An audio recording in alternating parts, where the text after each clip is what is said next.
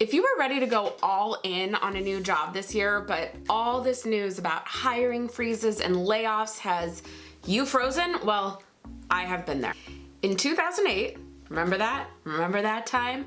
Recession, hiring freezes on hiring freezes. Well, at the beginning of 2008, before any of that started happening, I had set a goal of I am going to get a new job in 2008.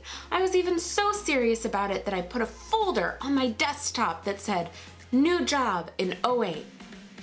And that journey ended with me getting a job in 2011.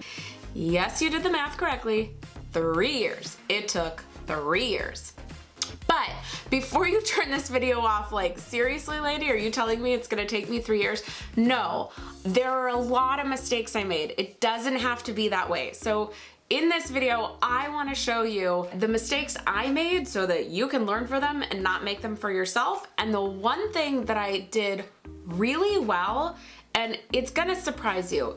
I promise you, you're not gonna guess it, so stick with me. But first we have to start with those things I did wrong. So the first thing I did wrong was I did not spend my time in 2008 building my personal brand. Now, personal branding was starting to become all the rage then. People were talking about, like, you gotta build your personal brand, personal branding's important. It wasn't as easy as it is today. Doesn't mean I couldn't have done it. Like, sure, Facebook was really just getting going off of colleges, MySpace was dying, Instagram didn't even exist yet, and LinkedIn was just sort of this weird place where you connected with old coworkers and then went, what do I do with them? Like, you didn't know. Those things didn't exist that we have today, but blogs were huge. If you were looking at personal branding in 2008, everyone was telling you, go on a blog. And while I did have a couple of failed attempts at blogging, they were all lifestyle related. I never tried to create anything around my professional endeavors. And I worked in television, and so I could have been creating a blog around what was going on in the industry, what I thought needed a change in the industry, even just lists of, like, the best shows I'm watching on TV right now. Anything that helped brand me around my industry would have been helpful had I done it. So today, the options are endless, right? What I want you to do first is think about what are about 5 topics related to what you want to work in, either the industry or the type of role, and start talking about those things. But pick one platform, pick one medium, and go for it. So if you're better at writing, choose blogging, choose LinkedIn posts. If you love photos and you like creating graphics in Canva, go with, like, memes and infographics and things like that. If you love video, YouTube's your jam. You can also make reels, TikToks, etc.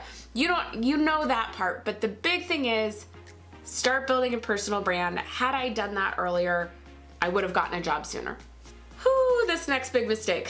Okay, my next big mistake was that I basically gave up on networking altogether. One, because every studio in town had put a hiring freeze on. They were hiring for no new positions, according to what you heard out there in the world. And 2, I was very scared of my current employer finding out I was looking. Now I recognize that that second reason is kind of dumb. Like, everyone should be trying to get to know people within their industry. That's just good business. So that shouldn't have been a concern. That first one, though, I let the fact that there were no jobs right now stop me from making contacts, which basically breaks, like, the cardinal rule of networking for a job, which is that you network for a job before you need a job.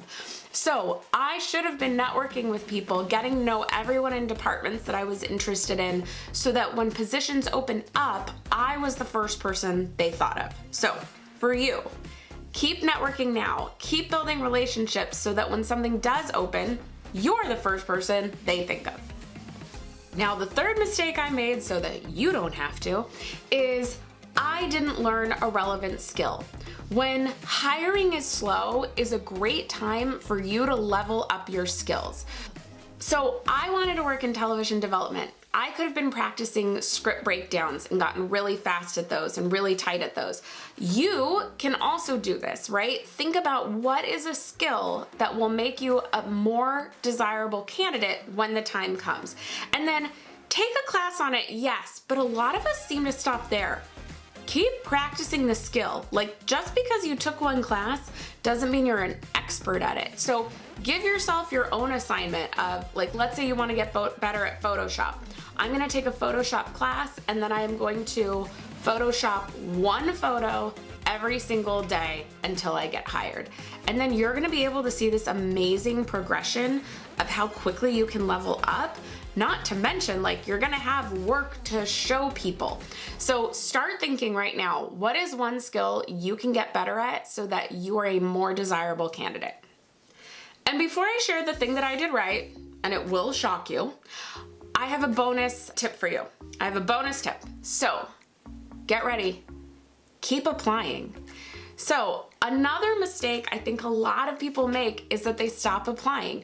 It might sound obvious that you should keep applying, but when you hear about hiring freezes on hiring freezes and how they're letting job postings just sit in their careers page or on LinkedIn, even though that role is closed right now, I totally get that it feels like, why would I waste time applying?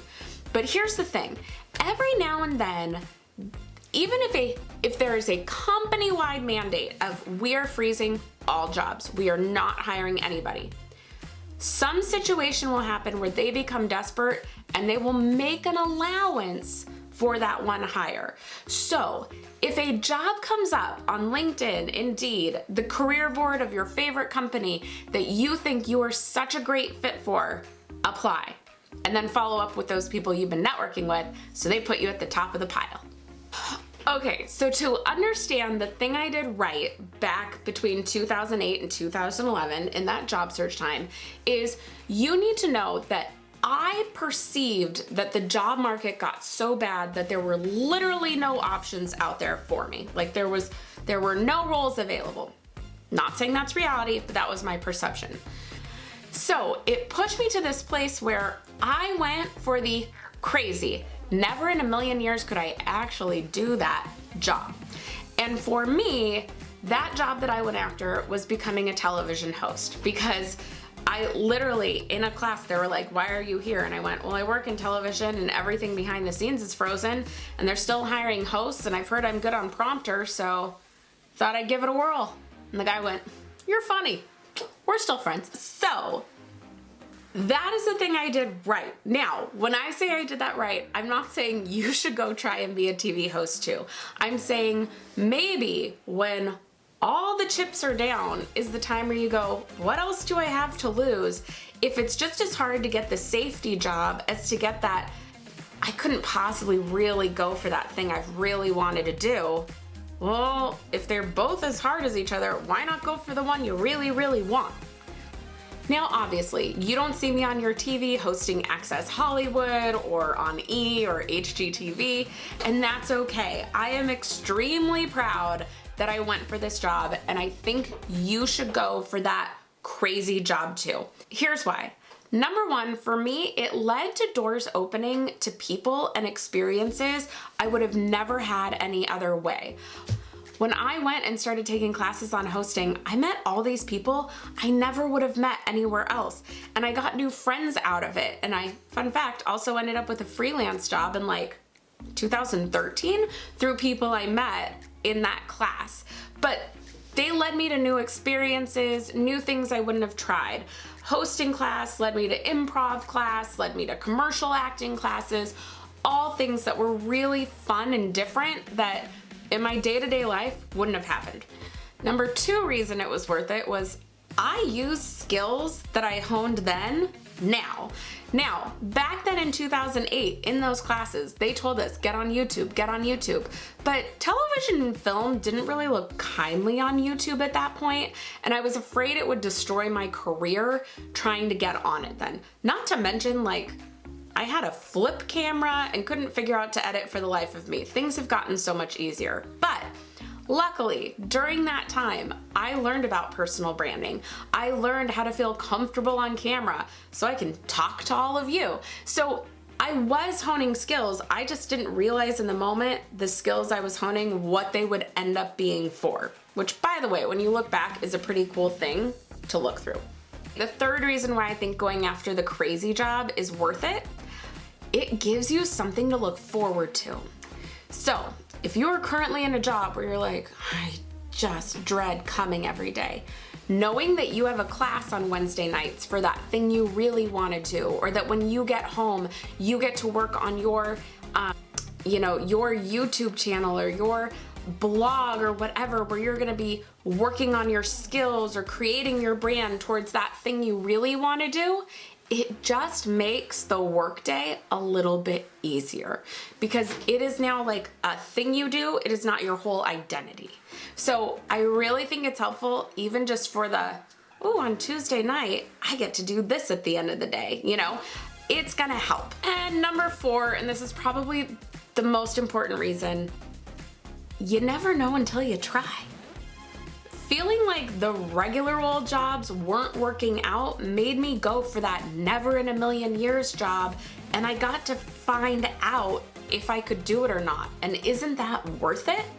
And before you're like, womp womp, she didn't live her dream. Y'all, I'm fine. While I didn't become a TV host, because I did the experience, I learned why I wasn't going to be a TV host at that time. Who knows, I feel like there's an HGTV show for me out there somewhere.